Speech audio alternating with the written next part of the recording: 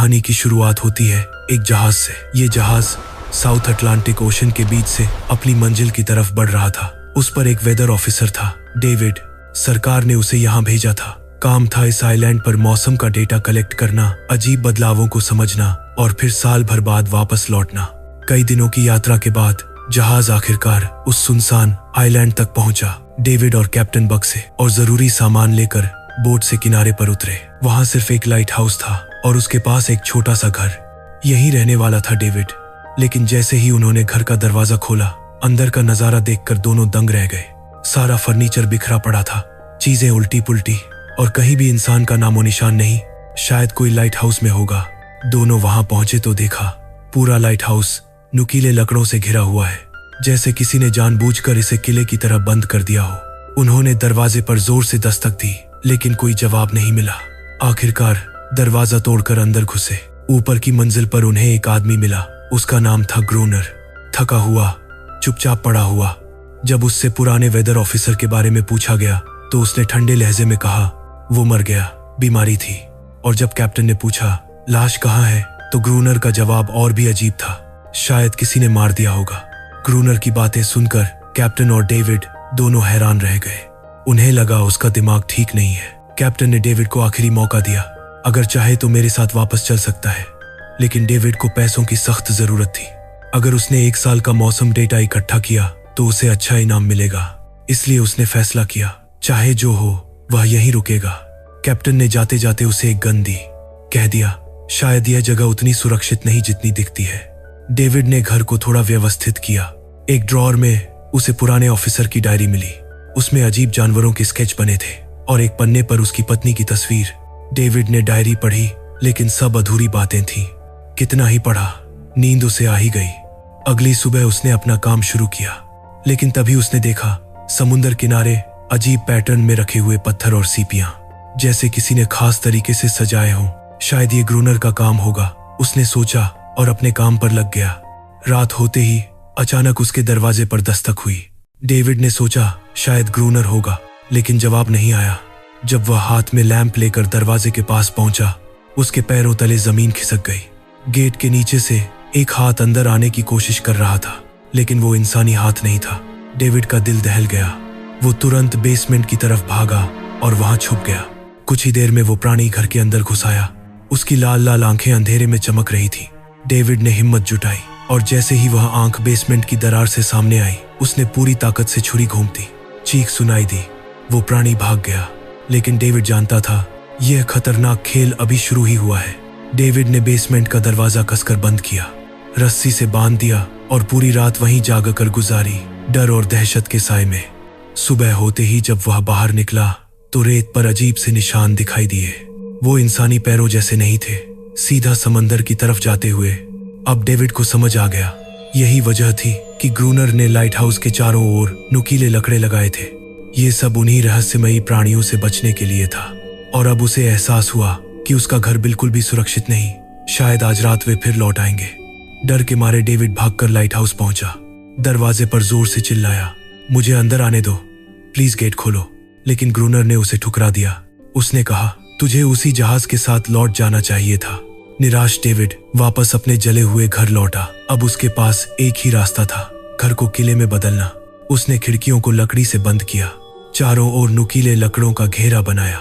Gate के बाहर पुराने कागज और किताबें रख दी और उन पर तेल छिड़क दिया, ताकि अगर रात को वे आए तो आग से उन्हें भगाया जा सके। लेकिन किस्मत ने एक बार फिर उसका साथ दिया। घर में छुपा हुआ एक पुराना बॉक्स मिला। उसमें एक बंदूक और गोलियों से भरी एक पूरी बेल्ट थी। थोड़ी हिम्मत लौटी, लेकिन डर अभी भी जिंदा था। रात ढली। डेविड बंदूक हाथ में लिए कोने में दुबका बैठा था। उसकी सांसें तेज थीं। तभी अचानक अजीब सी आवाजें सुनाई देने लगी। उसने खिड़की से झांका और उसके होश उड़ गए। समंदर की लहरों से एक नहीं, कई सारे वही डरावने जीव बाहर निकल रहे थे और सबके सब उसके घर की तरफ बढ़ रहे थे। कुछ ही देर में गेट पर जबरदस्त हमला शुरू हो गया। डेविड ने गोलियां चलानी शुरू की। कुछ प्राणी गिर गए, लेकिन बाकी और भी हिंसक हो उठे।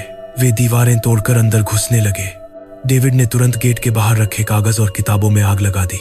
धधकती लपटें उठी और उन प्राणियों ने डरकर पीछे हटना शुरू कर दिया। कुछ ही पलों में सब वापस समंदर में लौट गए, लेकिन अब वो आग उसके अपने घर तक फैल चुकी थी। लकड़ी का बना घर बिजली की तरह जल उठा। डेविड ने खुद को चादर में लपेटा, गेट तोड़ा और किसी तरह बाहर निकल आया। लाइट हाउस के पास एक बड़े पत्थर के पीछे छुप गया, लेकिन उसका दायां हाथ बुरी तरह जल चुका था। किस्मत से तभी बारिश शुरू हो गई। आग धीरे धीरे बुझने लगी। सुबह तक बारिश थमी, लेकिन उसका घर राख बन चुका था। अब उसके पास कोई सहारा नहीं बचा था। अगर उसे जिंदा रहना है तो उसे लाइट हाउस में ही पनाह लेनी होगी। डेविड ने अपनी राइफल उठाई और पत्थरों की आड़ में छुपकर ग्रूनर पर नजर रखने लगा। जैसे ही ग्रूनर पानी भरने बाहर निकला, डेविड उसके पीछे पीछे चल पड़ा। लेकिन तभी कुछ कदमों की दूरी पर एक अजीब सा प्राणी ग्रूनर पर झपट पड़ा। डेविड ने बंदूक तान दी, लेकिन ग्रूनर चिल्लाया, रुको, गोली मत चलाना, ये मेरा पालतू है। डेविड हैरान रह गया। इतना डरावना जीव, और ये आदमी इसे अपना साथी बना चुका था। डेविड ने समझौता किया। उसने कहा, अगर जिंदा रहना है तो मुझे लाइट हाउस के अंदर आने दो। मेरे पास गन पाउडर और गोलियां हैं। खाना भी इतना है कि दोनों साल भर रह सके। ग्रूनर कुछ देर चुप रहा, फिर धीरे धीरे हामी भर दी, और इस तरह दोनों साथ में लाइट हाउस लौट आए। अगली सुबह डेविड गहरी नींद में था। तभी वही प्राणी चुपचाप उसके पास आया और उसका जख्मी हाथ चाटने लगा। कुछ ही देर में घाव काफी हद तक भर गया। डेविड के लिए यह किसी चमत्कार से कम नहीं था, लेकिन असली झटका तब लगा जब उसने देखा कि ग्रूनर लाइट हाउस के टॉप पर गोलियों की गिनती कर रहा था, और वही अजीब सा प्राणी उसकी मदद कर रहा था। इसका मतलब था, यह जीव हिंसक नहीं है, कम से कम सब नहीं। डेविड अब ग्रूनर से उनके बारे में और जानना चाहता था, और फिर ये सच दुनिया के सामने लाना चाहता था, क्योंकि ये किसी चमत्कार जैसा था। वो फीमेल क्रिएचर जिसे ग्रूनर ने अपने पास रखा था, असल में एक बार वो गलती से उसके फिशिंग नेट में फंस गई थी। तब वो छोटी थी। ग्रूनर ने उसकी जान बचाई, और उसी दिन से वो उसके साथ रह गई। उसकी हर बात मानने लगी। लेकिन ग्रूनर ने कभी उसे इंसानियत से नहीं देखा। वो उसके साथ हिंसक था, कभी कभी उसे शारीरिक रूप से तकलीफ देता। एक बार उसने उस पर हमला भी किया, लेकिन बदले में उसे ऐसी सजा मिली कि उसने खुद को ग्रूनर की नौकर मान लिया।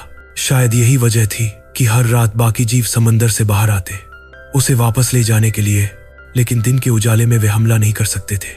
डेविड अब यहाँ और नहीं रहना चाहता था। वो किसी जहाज को सिग्नल देकर ये जगह छोड़ना चाहता था, लेकिन ग्रूनर ने साफ कह दिया, यहाँ कोई जहाज नहीं आता। डेविड को यकीन नहीं था। उसे यह जगह अब जेल जैसी लगने लगी थी। घुटन सी महसूस हो रही थी। वो जल्द से जल्द निकल जाना चाहता था, लेकिन वक्त उसके खिलाफ था। शाम होते ही ग्रूनर ने चेतावनी दी, गन लेकर तैयार हो जाओ, वे जीव कभी भी हमला कर सकते हैं। लाइट हाउस की लाइट ऑन की गई, और फिर समंदर से दर्जनों जीव निकलकर किनारे पर आने लगे। सारे के सारे लाइट हाउस की तरफ बढ़ रहे थे। ग्रूनर लगातार गोलियां चलाता रहा, लेकिन डेविड डर से सहम गया। वो पीछे हटता गया और आखिरकार एक कोने में दुबक कर बैठ गया। ग्रूनर बार बार चिल्लाता रहा, फायर करो, लड़ो, लेकिन डेविड की हिम्मत जवाब दे गई। कुछ ही देर में वह बेहोश हो गया। सारी रात ग्रूनर अकेला उन प्राणियों से लड़ता रहा। सुबह होते ही गुस्से में उसने डेविड को झकझोर कर उठाया और बोला, अगर तुझे लाइट हाउस में रहना है तो मेरी हर बात माननी होगी। पानी भरना होगा, सारे छोटे बड़े काम करने होंगे, और रात को पहरेदारी भी करनी होगी। डेविड के पास कोई और रास्ता नहीं था। जिंदा रहने के लिए उसे ग्रूनर की हर बात माननी पड़ी। लेकिन एक चीज उसे अंदर से चुभती थी। रोज रोज उस फीमेल क्रिएचर को अलग अलग तरीकों से शारीरिक तौर पर यातना देना।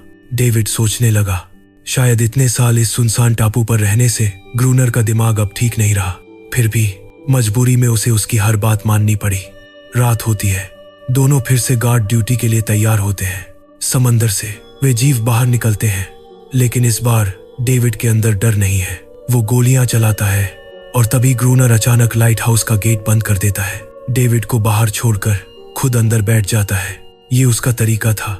डेविड को अकेले लड़ना सीखना होगा, वरना वो किसी दिन मारा जाएगा। डेविड मदद के लिए चिल्लाता है, लेकिन ग्रूनर शांत रहता है। पूरी रात वो अकेला लड़ता है। सुबह जब ग्रूनर ने दरवाजा खोला तो डेविड खून से लथपथ बैठा था, कमजोर लेकिन जिंदा। और अब वो जान चुका था इन जीवों से कैसे लड़ना है। उसका डर खत्म हो चुका था।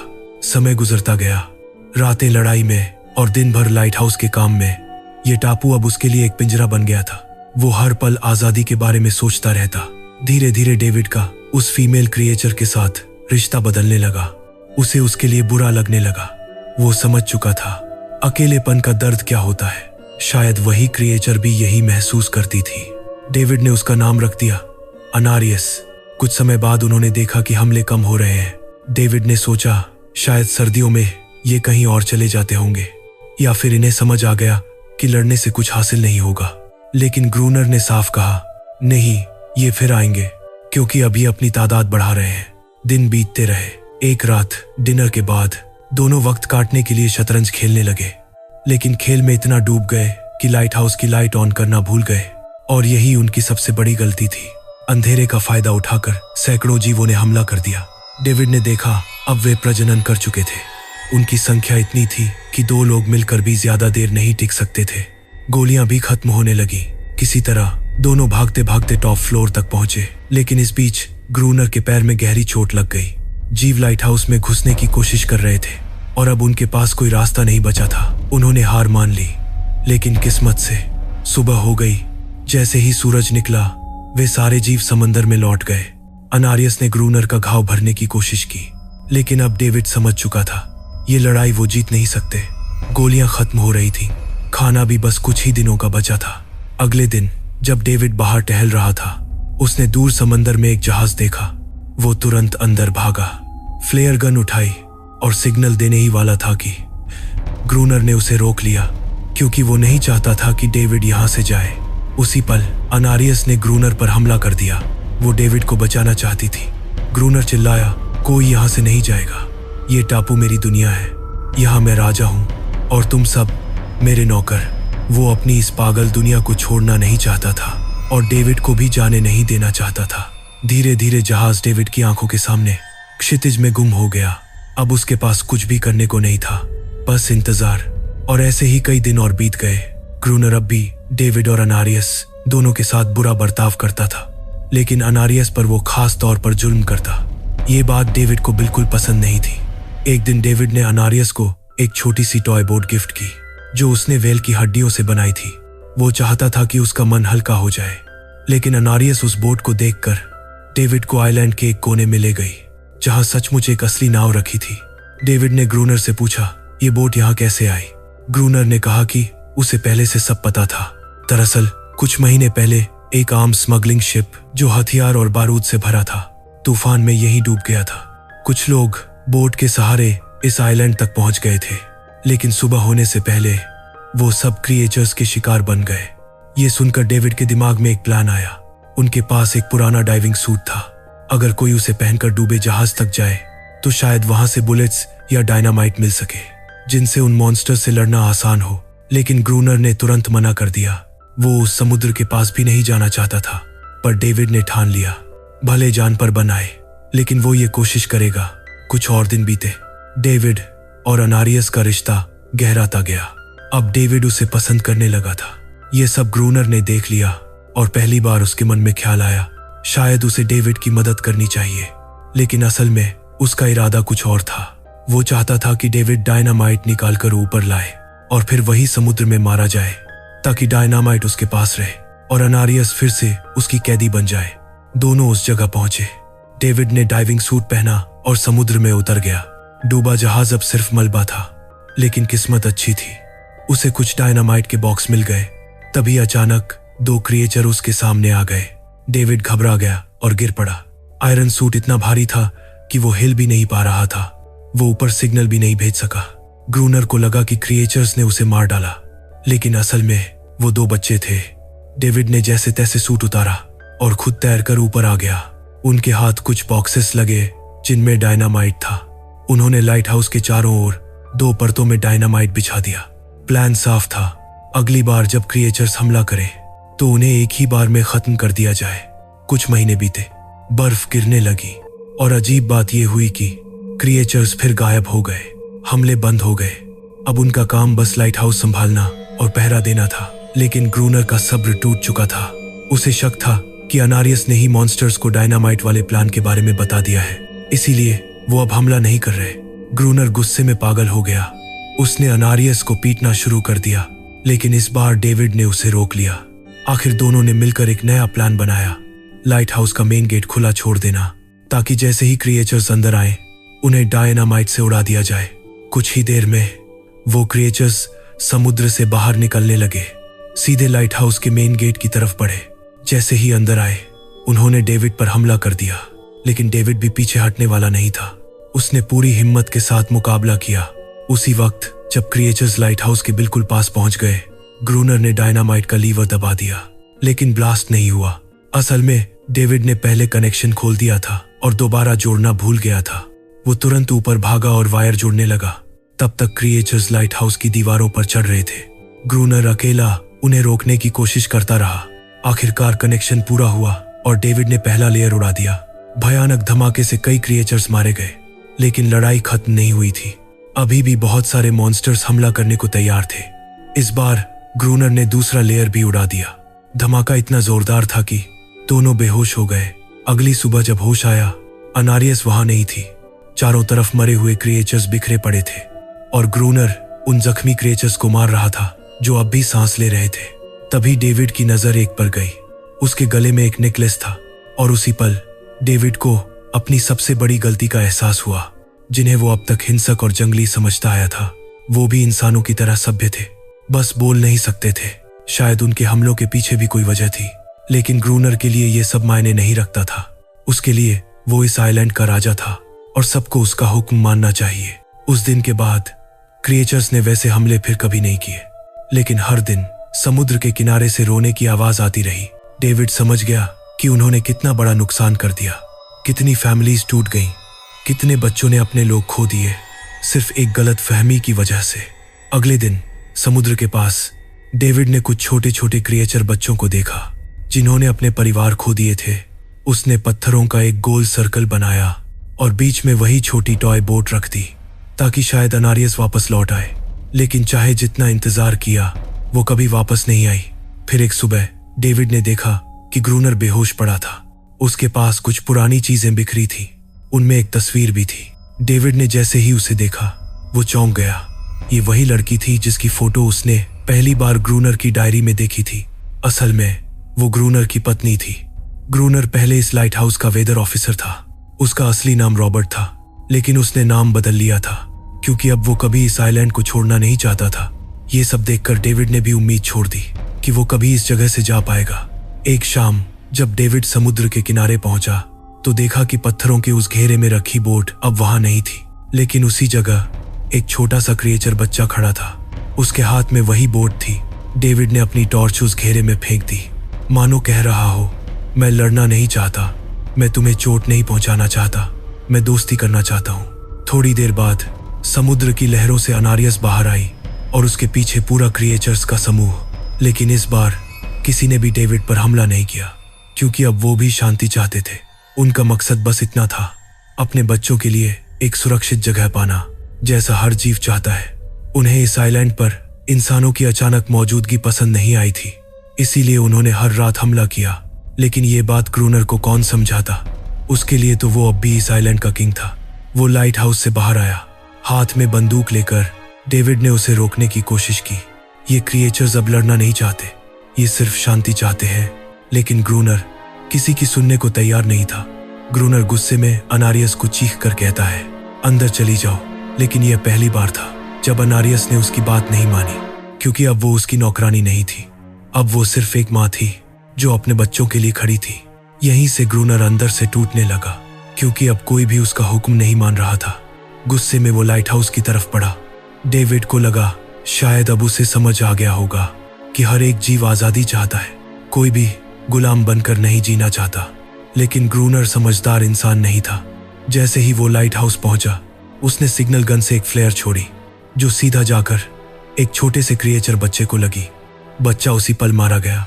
सभी क्रिएचर्स डर के मारे भाग गए और अनारियस ने भी डेविड पर से अपना भरोसा खो दिया। गुस्से से पागल डेविड लाइट हाउस की ओर दौड़ा और ग्रूनर से भिड़ गया।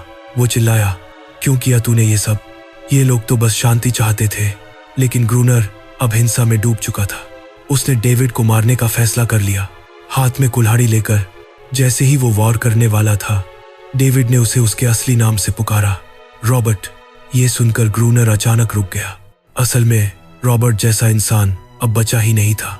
इस आइलैंड पर आने के बाद अकेलापन, पत्नी की मौत और गहरे डिप्रेशन ने उसकी मानसिक हालत तोड़ दी थी।